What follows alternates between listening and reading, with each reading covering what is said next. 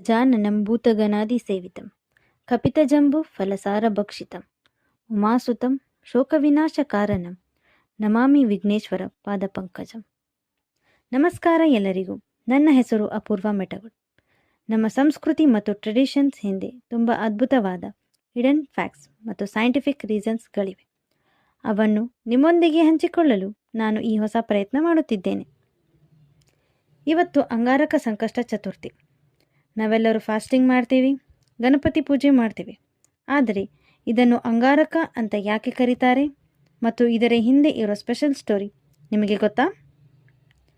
ಪುರಾಣದ ಪ್ರಕಾರ ಅಂಗಾರಕ ಅಂದರೆ ಪ್ಲಾನೆಟ್ ಮಾರ್ಸ್ ಗಣೇಶನ ದೊಡ್ಡ ಭಕ್ತ.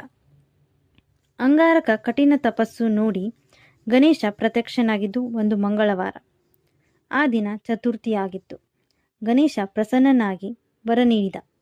ಅದು ಏನಂದರೆ, ಯಾರು ಈ ಮಂಗಳವಾರ ಚತುರ್ಥಿಯ ದಿನ ನನ್ನನ್ನು ಪ್ರಾರ್ಥನೆ ಮಾಡುತ್ತಾರೋ ಅವರ ಜೀವನದ ಎಲ್ಲ ಸಂಕಷ್ಟಗಳು ದೂರಾಗಲಿ. ಅದಕ್ಕೆ ಇದು ಅಂಗಾರಕ ಸಂಕಷ್ಟಿ ಆಯಿತು. ಈ ದಿನವು ನಾವು ತುಂಬ ಸೇಕ್ರೆಡ್ ಆಗಿ ಆಚರಿಸುತ್ತೇವೆ. ರಿಚುವಲ್ಸ್ ಹೇಗಿರುತ್ತೆ ಅಂದರೆ, ನಾವು ಮೊದಲು ಸಂಕಲ್ಪ ಮಾಡಬೇಕು. ಬೆಳಗ್ಗೆ ಬೇಗ ಎದ್ದು ಸ್ನಾನ ಮಾಡಿ ಗಣೇಶನಲ್ಲಿ ನಮ್ಮ ಕಷ್ಟಗಳನ್ನು ದೂರ ಮಾಡು ಅಂತ ಸಂಕಲ್ಪ ಮಾಡಬೇಕು.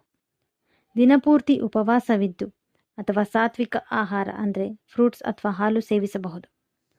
ಗಣೇಶನಿಗೆ ಗರಿಕೆ, ಕೆಂಪು ಹೂವು ಮತ್ತು ಮೋದಕ ಅರ್ಪಿಸಿ ಗಣಪತಿ ಅಥರ್ವಶಿರ್ಷ ಅಥವಾ ಗಣೇಶ ಸ್ತೋತ್ರ ಓಂ ಗಂ ಗಣಪತಿಯೇ ನಮಃ ಅಂತ ಪ್ರಾರ್ಥನೆ ಮಾಡುವುದು ತುಂಬ ಶ್ರೇಷ್ಠ. ರಾತ್ರಿ ಚಂದ್ರ ಉದಯ ಆದ ಮೇಲೆ ಚಂದ್ರನಿಗೆ ಅರ್ಘ್ಯ ಕೊಟ್ಟು ನಂತರ ನಾವು ಉಪವಾಸ ಮುರಿಯಬಹುದು. ಇದರ ಹಿಂದೆ ಒಂದು ಸೈಂಟಿಫಿಕ್ ರೀಸನ್ ಏನಿದೆ. ಅದೇನೆಂದರೆ, ಅಂಗಾರಕ ಅಂದರೆ ಮಾರ್ಸ್. ಇದು ನಮ್ಮ ಶರೀರದ ಎನರ್ಜಿಗೆ ಸಂಬಂಧಪಟ್ಟಿದ್ದು. ಈ ಲೂನಾರ್ ಸೈಕಲ್ ಅಂದರೆ ಚತುರ್ಥಿನಲ್ಲಿ ನಾವು ಉಪವಾಸ ಮಾಡುವುದರಿಂದ ನಮ್ಮ ಬಾಡಿ ಡಿಟಾಕ್ಸ್ ಆಗುತ್ತದೆ ಮತ್ತು ಮೆಂಟಲ್ ಡಿಸಿಪ್ಲಿನ್ ಹೆಚ್ಚುತ್ತದೆ. ಈ ಮಾಹಿತಿ ನಿಮಗೆ ಇಷ್ಟ ಆದರೆ ನಮ್ಮ ಚಾನೆಲ್ಗೆ ಸಬ್ಸ್ಕ್ರೈಬ್ ಮಾಡಿ, ಶೇರ್ ಮಾಡಿ ಮತ್ತು ಲೈಕ್ ಮಾಡಿ. ಮುಂದಿನ ವಿಡಿಯೋನಲ್ಲಿ ಇನ್ನೂ ಕೆಲವು ಇಂಟ್ರೆಸ್ಟಿಂಗ್ ಟಾಪಿಕ್ಸ್ ಒಂದಿಗೆ ನಿಮ್ಮನ್ನು ಭೇಟಿಯಾಗುತ್ತೇನೆ. ಧನ್ಯವಾದಗಳು. ಗಜಾನನಂ ಭೂತಗಣಾಧಿಸೇವಿತಂ